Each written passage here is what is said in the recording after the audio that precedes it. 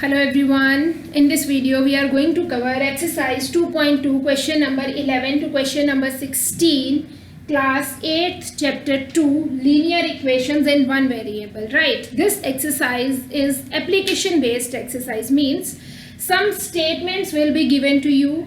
You have to read them very carefully, you have to understand them and then convert them into equations.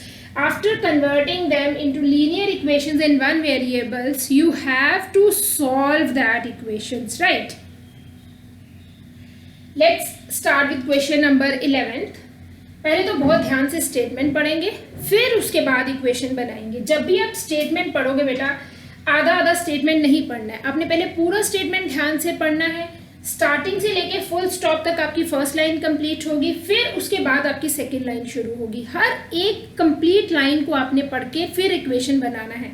कभी भी आप ऐसे questions जब करते हो ना स्टेटमेंट वाले, सबसे ज़्यादा मिस्टेक्स तभी होती है जब बच्चे हाफ लाइन को पढ़ के फिर उसी से इक्वेशन बनाना शुरू कर देते हैं. मीन्स जब भी आप क्वेश्चंस को पढ़ोगे स्टार्टिंग से लेके फुल स्टॉप तक उसको पूरा पढ़िए, फिर उसके बाद नेक्स्ट लाइन से स्टार्ट करिए. ठीक है, चलिए.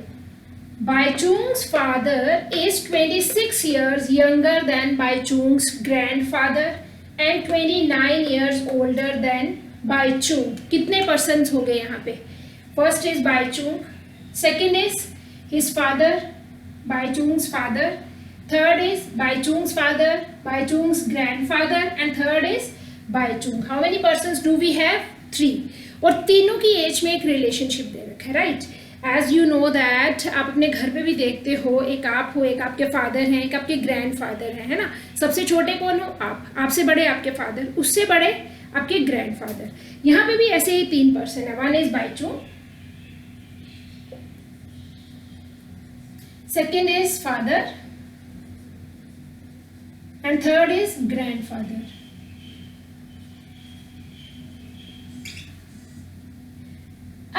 तीनों की एज में एक रिलेशनशिप दे रखा है. तीनों की एग्जैक्ट एज किसी की नहीं दे रखी है उन्होंने तीनों की एज में कोई रिलेशनशिप दे रखा है. कंपैरेटिव एज गिवन है, राइट? उसके बाद उन्होंने क्या बोला है? The sum of the ages of all three is 135. But एक चीज गिवन है कि तीनों की प्रेजेंट एज का सम कितना दे रखा है? 135 years. What is the age of each one of them? आपने बताना है कि तीनों की प्रेजेंट एज कितनी होगी. अब चलिए पहले तो स्टेटमेंट बनाते हैं. Baichung's father is 26 years younger than grandfather. जो उसके फादर हैं उसके ग्रैंडफादर से कितने छोटे हैं? यंगर मीन्स छोटे हैं. कितने यंगर हैं? 26 ईयर्स. मीन्स जो ग्रैंडफादर है वो फादर से कितने बड़े हैं? 26 years. And 29 years older than Baichung. वो वो फादर की ही बात कर रहे हैं. जो उसके फादर हैं वो Baichung से कितने ईयर्स बड़े हैं? Baichung से कितने ईयर्स बड़े हैं? 29 ईयर्स. और जो फादर से ग्रैंडफादर कितने बड़े हैं? 26 ईयर्स. Is it clear? अब आप इसको इक्वेशन में कैसे कन्वर्ट करोगे? हमें तो किसी की भी प्रेजेंट एज नहीं पता है. तो let Baichung's present age is x. तो अब आप बताइए कि उसके फादर की प्रेजेंट एज कितनी हो जाएगी? Father is 29 years older than Baichung. Means x plus 29. Multiply नहीं करना है, बड़े हैं. तो जब एज की बात करते हैं कि आपके ममा आपसे कितने ईयर्स बड़े हैं या फिर आपके फादर आपसे कितने ईयर्स बड़े हैं, तो एज प्लस होगी, मल्टीप्लाई नहीं होगी. ठीक है, यहाँ पे उन्होंने बोला ओल्डर देन Baichung. मीन्स अगर बेटा टाइम्स में दिया होता तो हम वहाँ पे मल्टीप्लाई करते, पर यहाँ पे उन्होंने सिर्फ दिया कि इतने ओल्डर हैं या इतने यंगर हैं. तो इस केस में हम क्या करते हैं? ऐड करते हैं. This is x plus 29 years. अब ग्रैंडफादर की बात करते हैं. अब ग्रैंडफादर के लिए उन्होंने क्या बोला है? ग्रैंडफादर फादर से 26 ईयर्स बड़े हैं. तो ग्रैंडफादर की एज कितनी हो गई? x प्लस, ये तो फादर की एज आ गई ना, प्लस ये तो फादर की एज आ गई x प्लस 29. और ग्रैंडफादर कितने यंगर ग्रैंडफादर कितने ओल्डर हैं फादर से? 26 ईयर्स. तो this will be the age of grandfather, that is x plus 55. Means अगर आप एक तरह से देखोगे तो जो फादर हैं Baichung के, जो फादर हैं वो Baichung से 29 ईयर्स बड़े हैं. और जो उसके ग्रैंडफादर हैं वो बाईचुंग से कितने बड़े हैं? This is x plus 55 means grandfather Baichung से 55 ईयर्स बड़े हैं, राइट? तो चलिए स्टार्ट करते हैं क्वेश्चन। ये तो रफ है, आपने इसको नोट नहीं करना है। Solution, let present age of Baichung is x years, right? Father की एज कितनी होगी फिर? Father's age will be, present age of father is 29 years older than Baichung, that is x plus 29 years. And what about grandfather's age?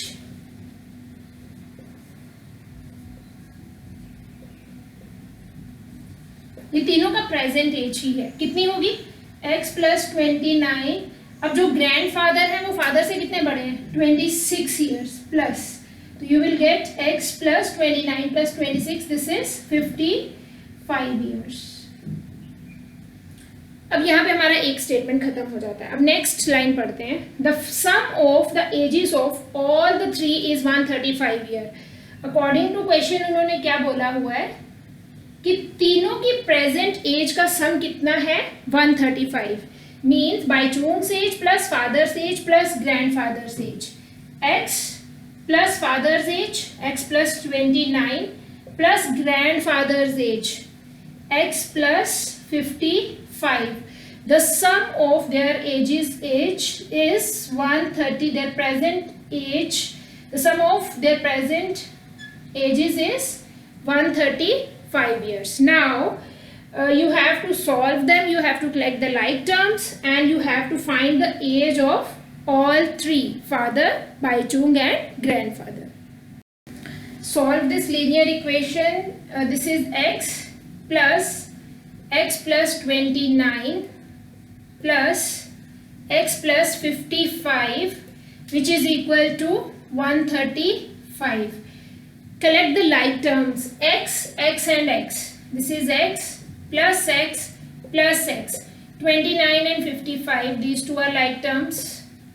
Numbers में add होते हैं, variables में। This is 3x plus 29 plus 55,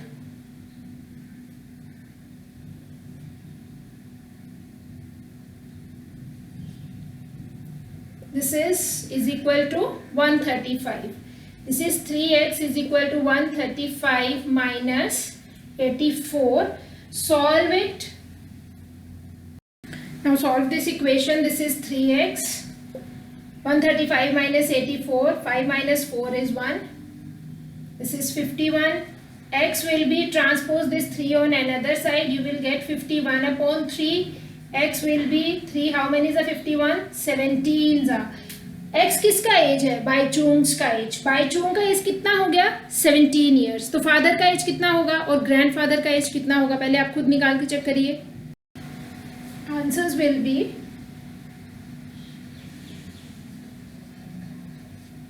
बाईचुंग्स age कितना हो गया हमारे पास? 17 years, right? Baichung's age will be 17 years. Father's age will be 17 plus x. 17 कितनी थी फादर की एज? x प्लस 29 ईयर्स थी ना। फादर बाईचुंग से कितने बड़े थे? 29 years. This is 17 plus 29, add them both, 46 years. This is father's age. Now find out grandfather's age. Grandfather की एज कितनी थी? x plus 55 years.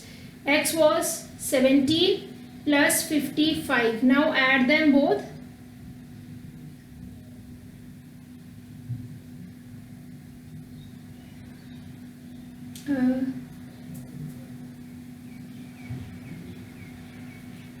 72 years, right?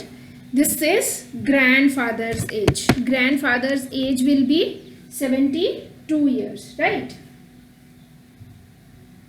Is it clear? भाई चूंग की एज कितनी है? 70, father 46 and grandfather's age is 72 years. Now let's move on our next question. Now this is question number 12. 15 years from now, Ravi's age will be 4 times his present age. यहाँ पे full stop है, यहाँ पे हमारी first line complete हुई है. अब आप जो भी बनाओगे इसका स्टेटमेंट, पहले एक लाइन पूरी कंप्लीट करने के बाद ही आप इसका स्टेटमेंट इससे इक्वेशन बनाओगे, ठीक है. What is Ravi's present age? What you have to find out? Ravi's present age. और कंडीशन क्या दे रखी है? 15 years from now मीन्स आज से 15 years के बाद रवि's एज विल बी, रवि की एज कितनी हो जाएगी? 4 times his present age. उसकी प्रेजेंट एज की 4 times हो जाएगी. बेटा जब भी हमारे पास किसी स्टेटमेंट में ऐसे वर्ड्स आते हैं ना, will be, we get, is, यहाँ पे हमारे पास कौन से साइंस आ जाते हैं? इज इक्वल टू के. यहाँ से पता चलता है कि जो हमारी इक्वेशन बनेगी उसमें लेफ्ट हैंड साइड जो रहेगी वो विल बी से पहले वाली है और जो राइट हैंड साइड है वो विल बी के बाद वाली है. अगर यहाँ पे वी गेट होता तो वी गेट से पहले वाली लेफ्ट हैंड साइड और वी गेट के बाद वाली राइट हैंड साइड, राइट. तो चलिए स्टार्ट करते हैं. कैसे बनेगा इसका equation? This is 15 years from now, Ravi's age will be 4 times his present age. What is Ravi's present age? तो सबसे पहले हम let कर लेते हैं. Let Ravi's, this is solution, Ravi's present age is X years. Now you have to find out his age after 15 years. Ravi's age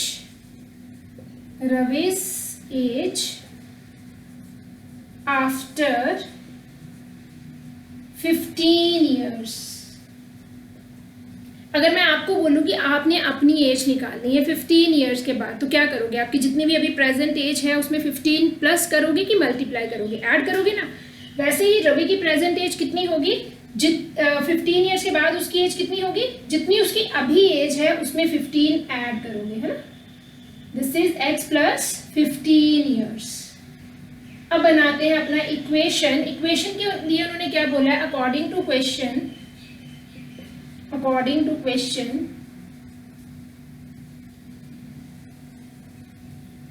15 years from now, Ravi's age will be 4 times his present age. तो एक बार यही पहले मैं statement लिख लेती हूँ.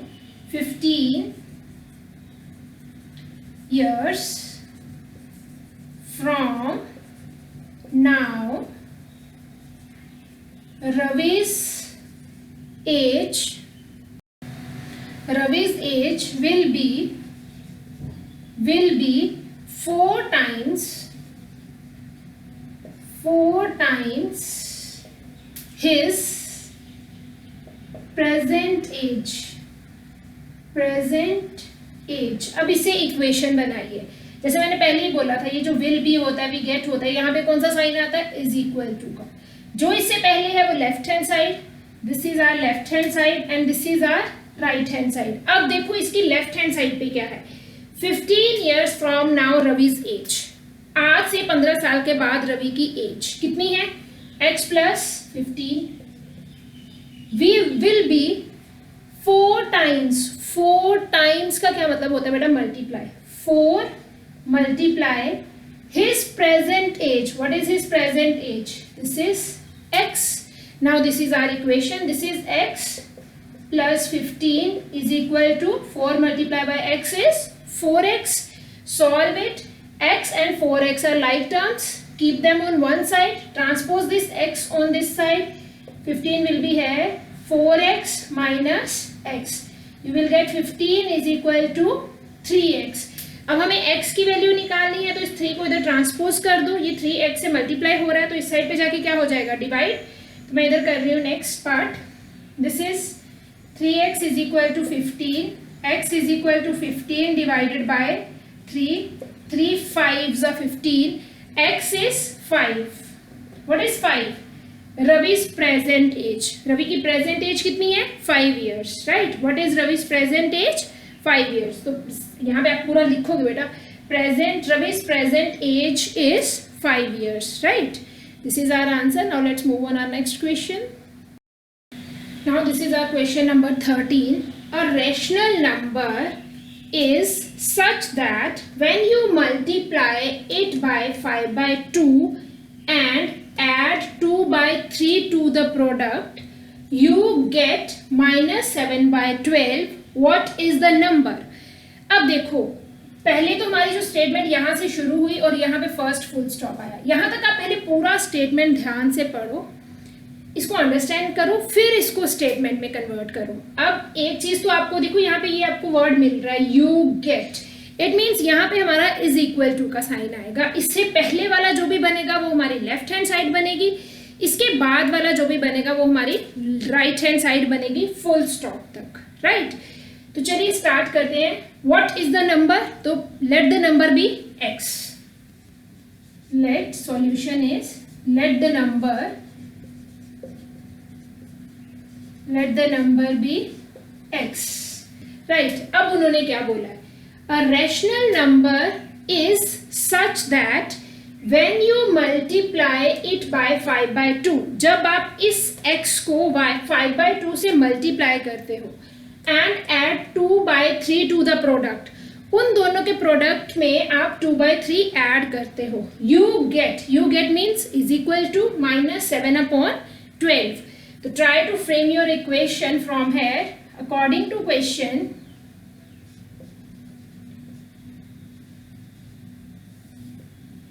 A rational number is such that when you multiply it 5 by 2, multiply x by 5 by 2 and add 2 by 3 to the product. तो हम इसको मल्टीप्लाई करके सीधा ऐसे भी तो लिख सकते हैं 5 by 2x, राइट?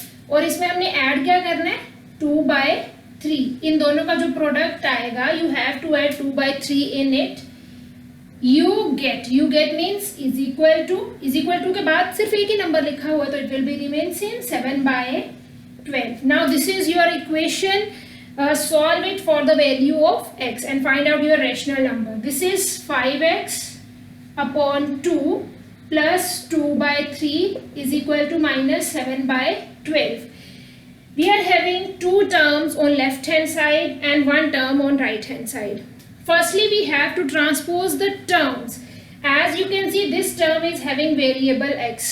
तो आप पहले उस टर्म को ट्रांसपोज करोगे दूसरी साइड पे जिसमें कोई वेरिएबल नहीं है. 2 by 3 is a term. This is a constant term without variable. तो transpose this 2 by 3 on another side and then transpose the coefficient of x. सबसे पहले हम टर्म्स ट्रांसपोज करते हैं, फिर उसके बाद कोफिशिएंट x की. हमें x की वैल्यू चाहिए ना, तो x की वैल्यू निकालने के लिए जितना भी इस साइड पे है सबको एक एक करके ट्रांसपोज करेंगे. अब सबसे पहले किसको ट्रांसपोज करेंगे? टर्म को. बाद में कोफिशिएंट को ट्रांसपोज करेंगे. x का कोफिशिएंट क्या है? यहाँ पे x के साथ लगा हुआ नंबर, ये x का कोफिशिएंट है, ये बाद में ट्रांसपोज होगा. पहले क्या ट्रांसपोज होगा? Term 2 by 3. टर्म्स कौन से साइन से सेपरेट होती है बेटा? प्लस और माइनस से. तो पहले टर्म ट्रांसपोज होगी, ठीक है? तो can I do here this is 5x by 2 minus 7 by 12. जब ये दूसरी साइड पे ट्रांसपोज होगा, here positive sign is there, वहां पे जाके क्या हो जाएगा? ये negative 2 by 3. To solve these two fractions, as we know that these are not like fractions, their denominators are not same. Firstly, we have to take LCM and convert them into like fractions. Or here you can directly take LCM. What is the LCM of 3 and 12? It will be 12. अगर तो आपको directly पता चल जाता है 3 is a factor of 12 या फिर 12 is a multiple of 3, तो एलसीएम विल बी 12. ये और otherwise you can find out, आप इसको फाइंड आउट भी कर सकते हैं. 12 and 3 it will go with 3 4s 3 1s. तो अब ये 4 है तो it can divided by 2 2s 4 2, ये तो 1 ही रहेगा. This is 2 1s 2. हमें तब तक करना होता है जब तक ये नीचे 1 1 आ जाए. 3 2s 4 2s 3 2s 6 6 2s 12, right? अब ये हमारे पास एलसीएम कितना आ गया? 12. ये तो यहाँ पे सेम ही है, राइट। इसको तो अभी हमने कोई चेंजेस करे ही नहीं। 12 हाउ मेनी जा 12 वन जा, तो ऊपर 1 से मल्टीप्लाई होगा -7, बीच में माइनस का साइन है। 3 हाउ मेनी जा 12 4 जा, ऊपर किससे मल्टीप्लाई होगा 4 से, 4 2 जा 8, right. This is 5/2. As you can see, denominator will be same 12.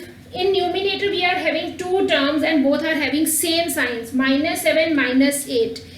When the numbers are having same signs, we have to add them with same sign, right? 7 plus 7 14 plus 1 15. This is -15/12. अब इसके बाद हम question को चाहे तो आप इसमें से कॉमन फैक्टर पहले कैंसिल कर लो, फिर इसको सॉल्व कर लो, या फिर आप पहले इसको ट्रांसपोज करके फिर कॉमन फैक्टर कैंसिल कर लो, राइट। कैलकुलेशंस के बहुत सारे वेज होते हैं बेटा, ये सब खुद पे डिपेंड करता है कि हम कैसे करना चाहते हैं। Now what we have 5x/2 is equal to -15/12। अब हमें x का वैल्यू निकालना है, तो x के साथ जितना भी एक्स्ट्रा है we have to transpose it on another side. 5/2, जब भी हम फ्रैक्शनल नंबर्स को ट्रांसपोज करते हैं तो ये दूसरी साइड पे जाके क्या हो जाते हैं, रेसिप्रोकल। ये बेटा सेम ही है, 2x से डिवाइड हो रहा है तो इधर मल्टीप्लाई होगा, 5 मल्टीप्लाई हो रहा है तो डिवाइड होगा।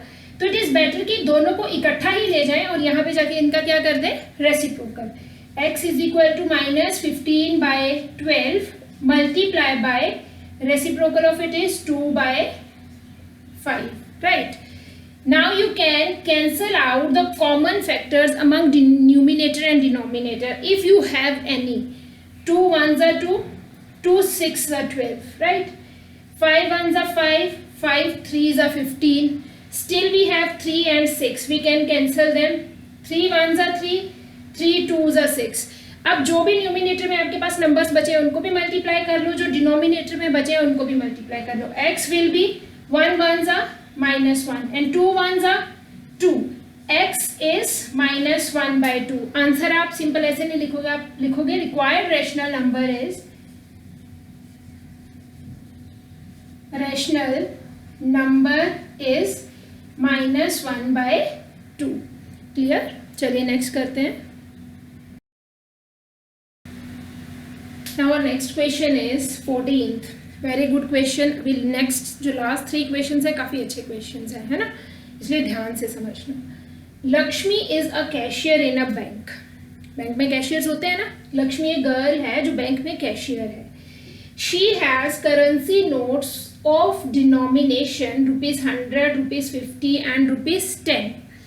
अब उसके पास 100 के भी नोट्स हैं, 50 के भी नोट्स हैं, 10 के भी नोट्स हैं। डिनोमिनेशन मीन्स अलग अलग कैटेगरी में। अब अगर आप एटीएम पे जाते हो ना बेटा, अगर आप एटीएम से कैश विदड्रॉ करवाते हो तो वहाँ से ना एक ऊपर मैसेज लिखा हुआ आ जाता है, इन डिनोमिनेशन ऑफ 200 और 500, और आपको किस तरह के नोट्स चाहिए। मीन्स आपको सिर्फ 500 के नोट में अपना कैश चाहिए या फिर आपको 200 के नोट्स में अपना कैश चाहिए, तो आप वहाँ पे अपना ऑप्शन सिलेक्ट कर सकते हो। वैसे ही उसके पास कौन कौन से हैं, ₹100 के भी हैं, 50 के भी हैं, 10 के भी हैं, right. The ratio of the numbers of these notes is 2:3:5। आपको रेशियो का मतलब पता है ना क्या होता है। रेशियो मीन्स जितने भी उसके पास 100 के नोट थे या 50 के नोट थे या 10 के नोट थे, उन्होंने तीनों को डिवाइड किया, तीनों में जो कॉमन फैक्टर था उसको कैंसिल करके उन्होंने उसका रेशियो लिख दिया 2:3:5। और जो वो कॉमन फैक्टर है वो हमें नहीं पता, हम उसको क्या कंसिडर करते हैं, x, right. The total cash with Lakshmi is ₹4 lakh. अब उसके पास जो टोटल कैश है वो कितना है, 4 lakh. How many notes of each denomination does she have. अब आपने बताना है कि उसके पास 100 के कितने नोट्स थे, 50 के कितने नोट थे और 10 के कितने नोट्स थे, राइट। इन सबको मिला के जितने भी उसके पास नोट थे उसके पास टोटल कैश कितना बन रहा है, 4 लाख। और इन तीनों नोट का इन्होंने रेशो दिया हुआ है। पहले तो हम एक डायग्राम बनाते हैं, डायग्राम से क्वेश्चन थोड़ा सा समझने की कोशिश करते हैं, फिर उसके बाद हम सॉल्यूशन बनाएंगे। This is just for your understanding. 3 तरह के नोट हैं। किस किस तरह के नोट हैं उसके पास, पहले तो उसके पास टोटल अमाउंट कितना है, टोटल अमाउंट इज 1 मिनट। अब किस किस तरह के नोट्स हैं, 1 minute, sorry for, this is 100 rupees note, 50 rupee note and 10 रुपी के नोट्स हैं उसके पास, ठीक है। अब हमें नहीं पता बट हमें रेशो गिवन है तीनों का। What is the given ratio? 2:3:5। Ratio means इसमें से कोई कॉमन फैक्टर रहा होगा जो क्या हो गया होगा, कैंसिल हो गया होगा। तो हमने मान लिया, उन्होंने रिस्पेक्टिवली लिखा है ना, तो रिस्पेक्टिवली का क्या मतलब होता है? Respectively means 2x, 3x and 5x। जो 100 रुपीज के कितने नोट्स हैं उसके पास? 2x, 50 रुपीज के 3x एंड 10 रुपीज के 5x, right. These are number of notes. कितने नोट्स हैं उसके पास? Number of notes. 100 रुपीज के 2x, 50 रुपीज के 3x एंड 10 रुपीज के 5x। अब मैं आपको बोलूं कि 100 रुपीज के अगर उसके पास 2x नोट हैं तो इससे अमाउंट कितना बनेगा?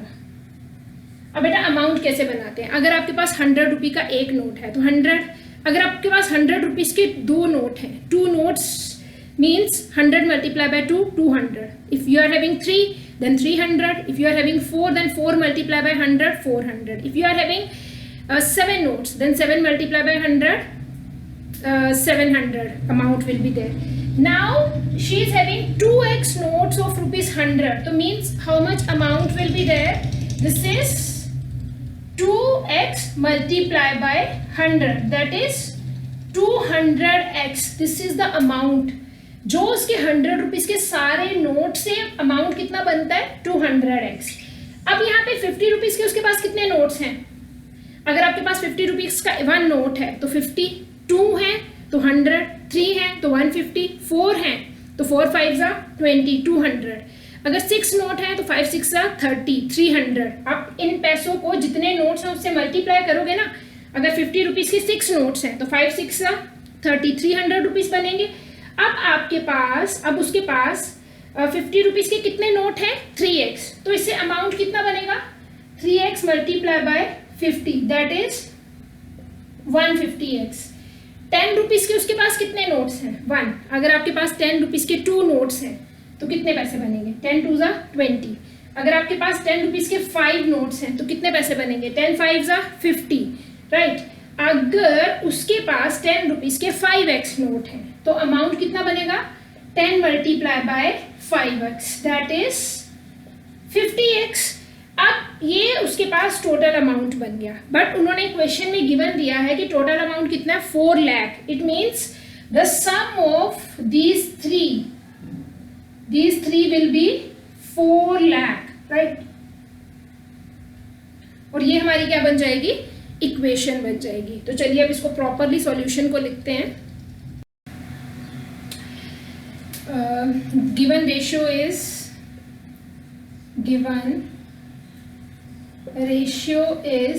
2:3:5, right? Therefore number of rupees 100 notes is equal to 2x. Number of rupees 50 notes will be 3x and number of rupees 10 notes will be 5x, right? उसके बाद क्या लिखोगे? amount by rupees 100 notes। 100 rupees के 2x note है तो amount कितना बनेगा? 2x multiply by 100, that is 200x। Amount by rupees 50 notes, that is 3x multiply by 50, that is 150x। Next is amount by rupees 10 notes, that is 5x multiplied by 10, that is 50x. Is it clear? अब लिखिए according to question ये जो total amount कितना बन रहा है? 4 lakh. According to question,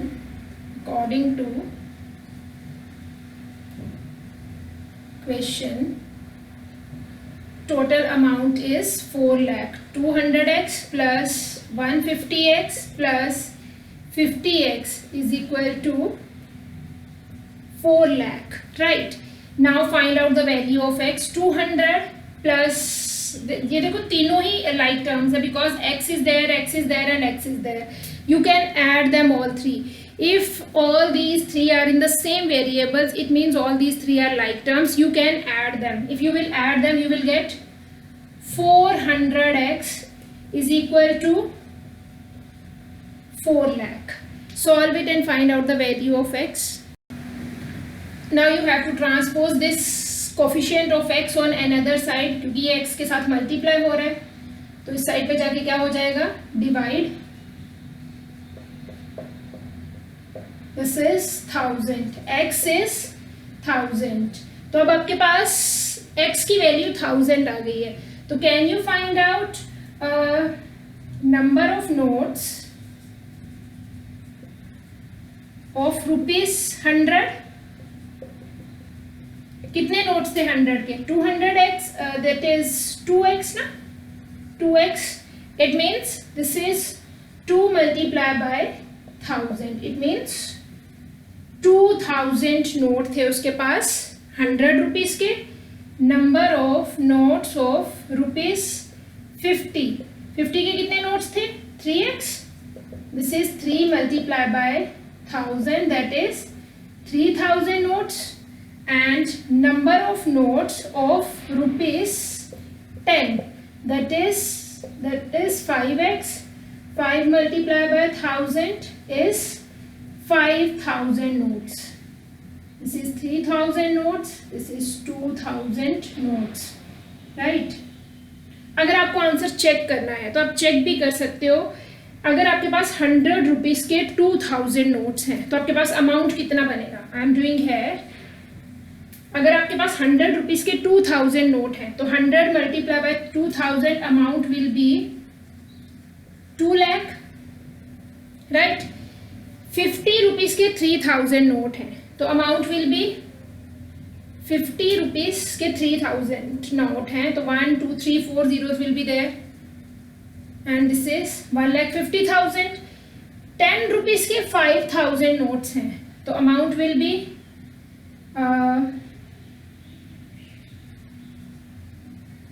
50,000. Now add them all these. You will get 0 0 0 0 5 5 10 plus 1. This is 4 lakh is your amount. It means ये हमारा जो आंसर आया it is correct. Now let's move on our next question. Now this is our second last question. I have total ₹300 in coins of denomination ₹1, ₹2 and ₹3. अब एक person बोल रहा है कि मेरे पास 300 रुपीज हैं और जो 300 रुपीज हैं वो क्वाइंस की फॉर्म में है. ठीक है, मेरे पास 1 रुपी के क्वाइन भी हैं, 2 रुपी के क्वाइन भी हैं और 5 रुपी के क्वाइन भी हैं. अगर मैं तीनों का अमाउंट सम करता हूँ तो कितना सम है मेरे पास? 300 rupees, right? The number of ₹2 coins is 3 times the number of ₹5 coins. उन्होंने बताया कि जो 2 रुपीज के क्वाइन है और 5 रुपी के क्वाइन है उनमें क्या कंपैरिजन है कि जो 2 रुपीज के क्वाइंस है ना वो 5 रुपीज के क्वाइंस का 3 टाइम्स है. मींस जितने भी मेरे पास 2 रुपीज के क्वाइंस हैं वो 5 रुपीज के क्वाइंस का 3 टाइम्स है. What does it means? अगर मेरे पास 5 रुपी के 10 क्वाइंस है ना तो 2 रुपीज के कितने क्वाइंस हैं? 10 3s are 30, राइट? अगर मेरे पास जितने भी मेरे पास 5 रुपी के क्वाइन है ना 2 रुपीज के क्वाइंस उसके 3 टाइम्स हैं. The number of 2 rupee coin is 3 times the number of 5 rupee coin. Means अगर मेरे पास 5 रुपी का एक क्वाइन है तो 2 रुपी के कितने क्वाइंस होंगे? 3. अगर मेरे पास 5 रुपी के 2 क्वाइंस हैं तो 2 रुपी के कितने होंगे? 6. अगर मेरे पास 5 रुपी के 10 क्वाइंस हैं तो 2 रुपीज के कितने होंगे? 30 क्वाइंस. मुझे नहीं पता कितने हैं. इसका मतलब हम क्या लेट करेंगे कि 5 रुपीज के क्वाइंस को हम कुछ लेट कर लेंगे. अगर हम 5 रुपीज के क्वाइंस को x लेट करते हैं तो 2 रुपीज के क्वाइंस कितने हो जाएंगे? उसका 3 times, that is 3x. Is it clear? अब उसके बाद बोला है उन्होंने how many coins of each denomination are with me. पर एक लाइन और भी है. The total number of coins is 160. तीनों के मिला के मेरे पास कितने क्वाइंस बनते हैं? 160 क्वाइंस बनते हैं. How many coins of of each denomination are with me. आपने बताना कि मेरे पास 1 रुपीज़ के कितने कॉइन्स होंगे, 2 के कितने होंगे और 3 के कितने होंगे। ठीक है, अब 3 तरह के कॉइन हैं, एक है ₹1, this is ₹2 and third is ₹5। Total कितने कॉइन्स हैं? Total coins is 160। तीनों के जितने भी टोटल कॉइन्स हैं कितने बनते हैं? 160। इसके लिए तो उन्होंने कुछ नहीं बोला, पर उन्होंने बोला कि जो 2 रुपीज़ के कॉइन्स है वो 5 रुपीज़ के कॉइन्स का 3 टाइम्स है। तो हम लेट कर लेते हैं number of 5 rupee coins will be x। तो 2 रुपीज़ के कितने हो जाएंगे? इसका 3 टाइम्स, दैट इज 3x। अब आप यहाँ से 1 रुपी के कॉइन कैसे निकालोगे बेटा? तीनों का सम कितना है? 160। मीन्स अगर आपने 1 रुपी के कॉइन निकालने हैं तो इन दोनों को उसमें से माइनस कर दोगे ना। It means 160 minus 3 plus x, that is 3x plus x. Total coins में से 2 रुपीज़ के और 5 रुपीज़ के कॉइन्स अगर आप माइनस करोगे तो आपके पास 1 रुपी के कॉइन आ जाएंगे। तो 1 रुपी के कितने कॉइन्स बच गए आपके पास? 160 माइनस 4x। अब उसके बाद आपने बनाना है यहाँ से अमाउंट। अमाउंट बनाने का क्या तरीका होता है? नंबर ऑफ कॉइन्स जितने भी हैं उसको मल्टीप्लाई कर दो, वो कितने रुपीज़ का कॉइन है। जैसे 1 रुपी के इतने कॉइन्स हैं तो you have to multiply 1 with these number of coins. 2 rupees के 3x कॉइन्स हैं, अमाउंट निकालने के लिए दोनों को मल्टीप्लाई करोगे। 5 रुपीज़ के x कॉइन्स हैं, इन दोनों को मल्टीप्लाई करोगे, जो टोटल अमाउंट बनेगा वो कितना है? 300। मीन्स अगर आप अमाउंट बनाओगे इन कॉइन से तो 1 रुपी के इतने कॉइन्स हैं बेटा। 1 रुपी के अगर आपके पास 10 कॉइन्स हैं तो 10 रुपीज़। अगर आपके पास 1 रुपी के 100 कॉइन्स हैं तो 100 रुपीज़। अगर आप 1 रुपी के 160 माइनस 4x कॉइन्स हैं तो अमाउंट भी तो इतना ही बनेगा। 1 से मल्टीप्लाई करोगे तो ये आ गया 1 रुपी के कॉइन्स का अमाउंट। 2 रुपीज़ के 3x कॉइन्स हैं तो क्या से निकालोगे अमाउंट? 3 2 6x। 5 रुपीज़ के x कॉइन्स हैं तो अमाउंट कैसे बनेगा? 5x। और तीनों का टोटल अमाउंट कितना दे रखा है? 300। यहाँ से हमारी इक्वेशन फ्रेम हो जाएगी। Is it clear? तो चलिए प्रॉपरली इसका सॉल्यूशन करते हैं। Late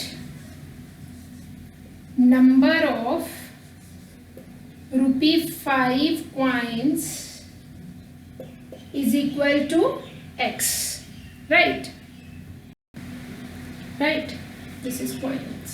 Next is therefore number of ₹2 coins will be 3x, क्योंकि जो 2 रुपीज़ के कॉइन्स हैं वो 5 रुपीज़ के कॉइन्स का 3 टाइम्स है, right? Total number of coins is equal to 160 coins. Therefore number of ₹1 coins will be 160 minus 3x plus x। Total में से 5 रुपी के और 2 रुपीज़ के कॉइन को माइनस करेंगे तो हमारे पास 1 रुपी के कॉइन्स आ जाएंगे। This is 160 minus 4x, right? अब बनाते हैं अमाउंट। लिखिए amount by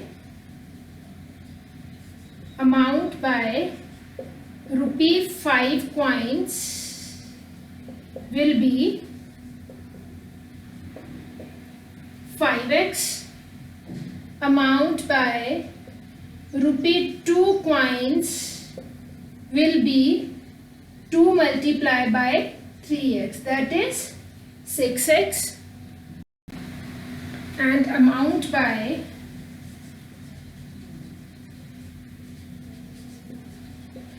₹1 coins will be 1 multiplied by 160 minus 4x, and you will get same number 160 minus 4x. According to question, total amount कितना है हमारे पास? 300। तो अब तीनों अमाउंट्स को प्लस कर दो। 5x plus 6x plus 160 minus 4x and total amount is 300. Now solve this equation and find out the value of x. 5x plus 6x 11x, और ये भी x वाली टर्म है, ये x के साथ ही आ जाएगी. 4x plus 160 is equal to 300. When you will subtract them, you will get 7x plus 160 is equal to 300. Now find out the value of x from here. This is 7x is equal to 300 minus 160. You will get 7x is equal to, this is 0, this is 4, 240. X will be, this is not 240, this is 140, right? This is 0, this is 4, 2 minus 1 is 1. This is 140 upon 7, and x will be 20, right? How many 5 rupees coins she has? और जिस भी person की बात हो रही है उसके पास 5 rupees के कितने कॉइन्स हैं? 20, बिकॉज 5 रुपीज़ के कॉइन्स हमने कितने लिए थे? x. और 2 रुपीज़ के कितने कॉइन्स हो गए?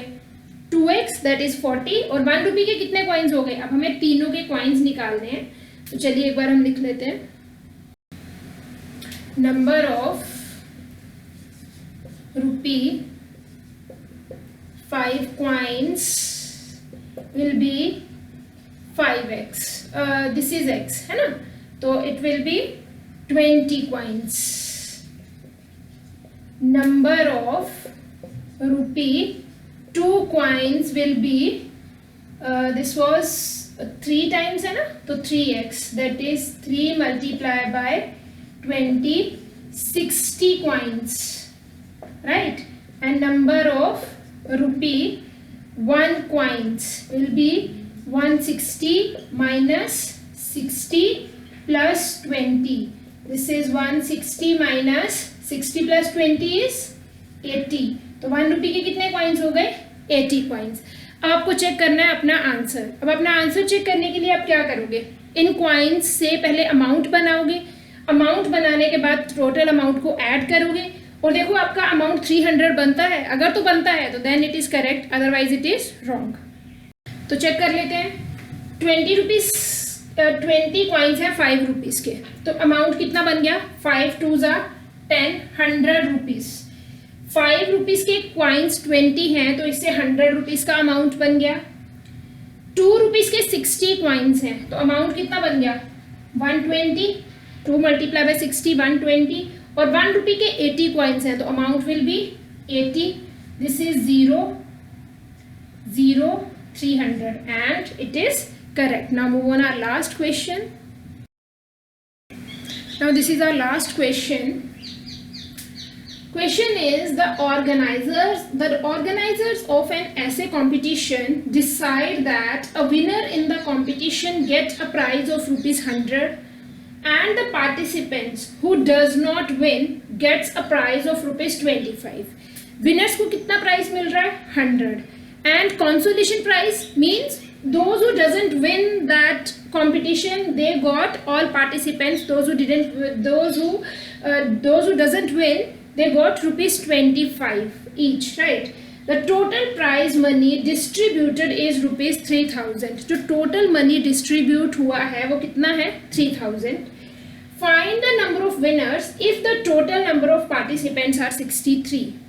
अब आपको बताना है कि कितने विनर्स थे अगर हमारे पास टोटल 63 पार्टिसिपेंट्स थे. 63 पार्टिसिपेंट्स थे, उसमें से कुछ विनर्स थे, कुछ हमारे पास वो थे those who doesn't win that competition, right? उसके बाद जितने भी विनर्स थे they got ₹100, और जितने भी कंसोलेशन प्राइजेस थे वो कितने थे? ₹25 पर हेड. टोटल अमाउंट कितना डिस्ट्रीब्यूट हुआ है? 3000. आपको बताना है कि कितने विनर्स थे total. How many participants were there? 63 participants. अब इसमें से कुछ विनर्स थे और कुछ को कौन सा प्राइज मिला है? Consolation prize, right? इधर आ गए winner, and these are those who doesn't win.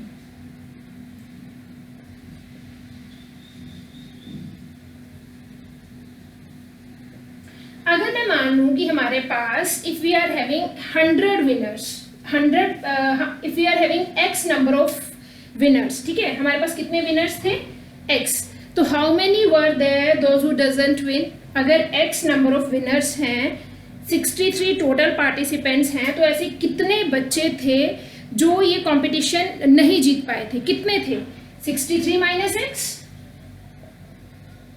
अब जितने भी विनर्स थे उनको कितना अमाउंट मिला, 100 रुपीज पर हेड, और जितने भी पार्टिसिपेंट्स थे those who doesn't win they got 25 rupees per head.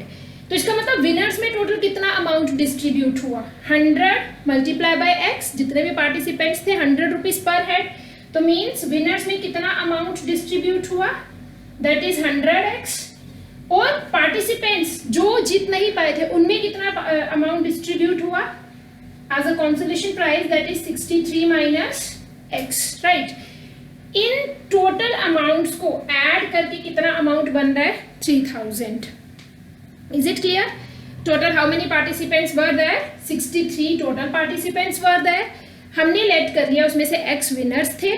अगर x विनर्स थे तो कितने थे जो विन नहीं कर पाए थे, 63 माइनस x, ऑब्वियसली।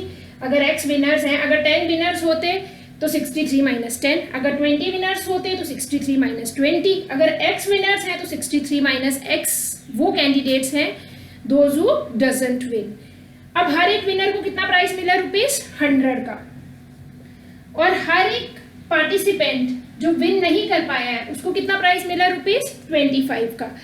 अब अगर x विनर्स हैं, हर विनर को 100 रुपीज का प्राइस मिला, तो कितना अमाउंट डिस्ट्रीब्यूट हुआ विनर्स में, 100x, और बाकी पार्टिसिपेंट्स में 25 multiply by number of participants those who doesn't win.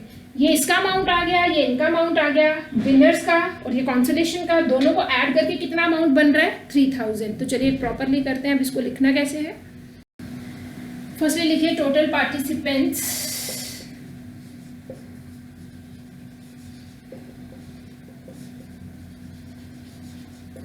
is equal to x, let number of winners is equal to how many winners, total participant not x, total participant तो given है हमारे पास, how many total participants are there, 63, let number of winners x, x number of candidates are there those who win this competition, right, number of, therefore number of participants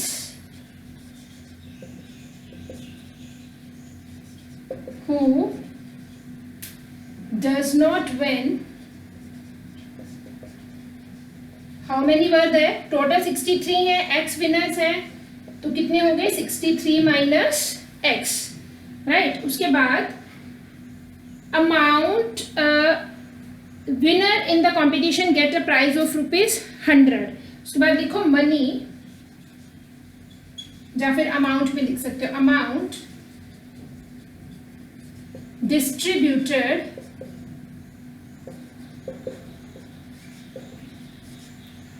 among winners,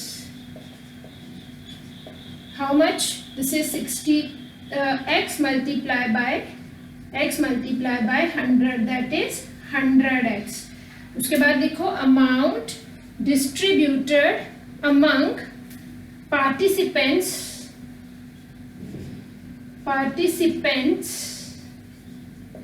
who does not win.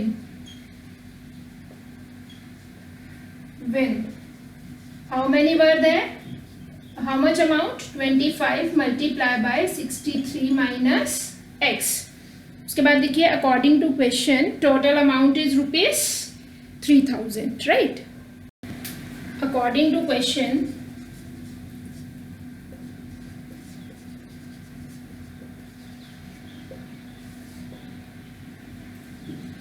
total amount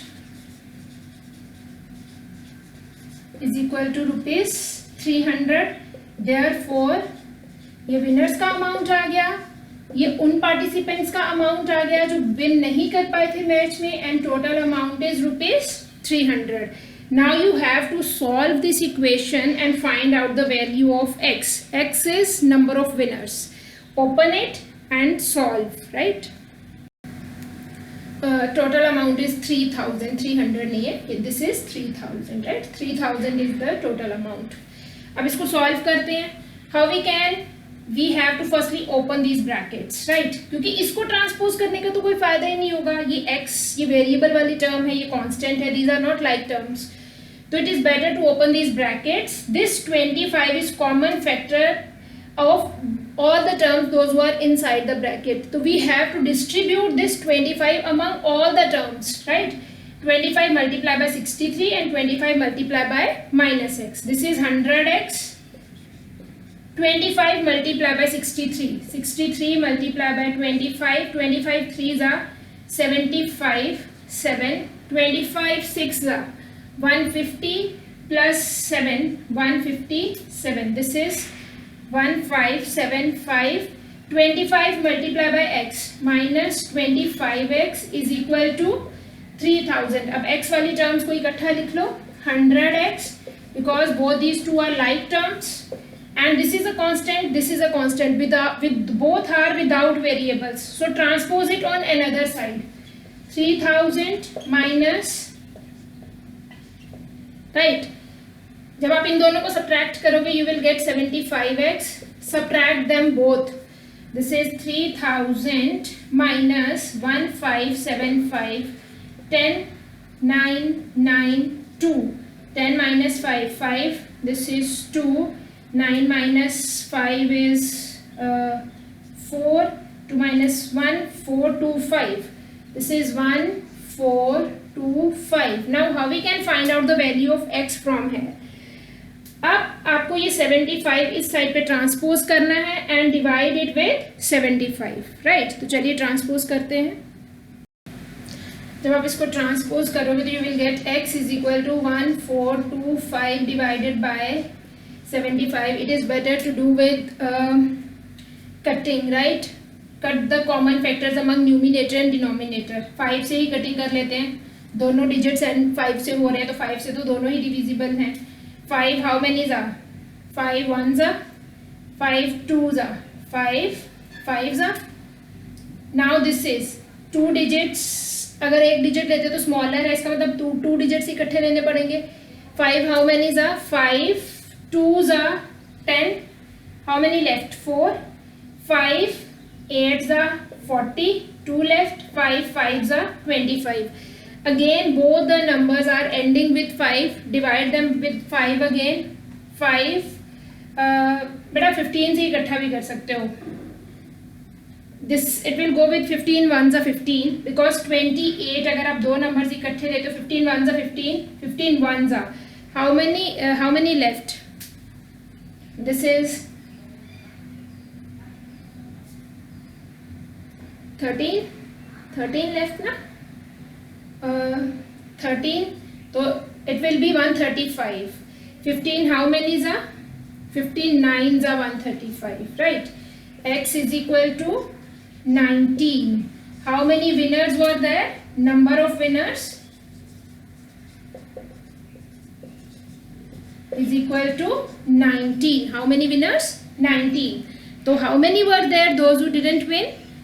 That is total participant is 63. 63 minus 19. Hope it is clear. अगर आपको कोई भी question समझ में नहीं आया तो you can write in comment box, right? Thank you everyone. Hope